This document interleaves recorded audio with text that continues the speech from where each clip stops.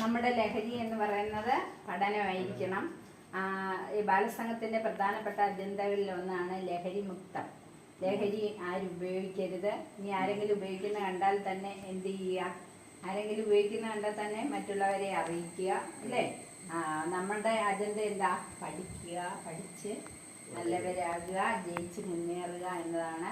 നമ്മുടെ ഈ യൂണിറ്റിൽ തന്നെ ഒരു ചേച്ചിക്ക് കഴിഞ്ഞ പ്രാവശ്യം 10+ കിട്ടിയിട്ടുണ്ട്, അല്ലേ? അപ്പോൾ അവർക്ക് ആ 10+ ഒക്കെ കിട്ടിയ അവരെ നമുക്കാണെങ്കിൽ വില്ലേജ് സമ്മേളനത്തിനൊക്കെ എന്ത് ചെയ്യണം?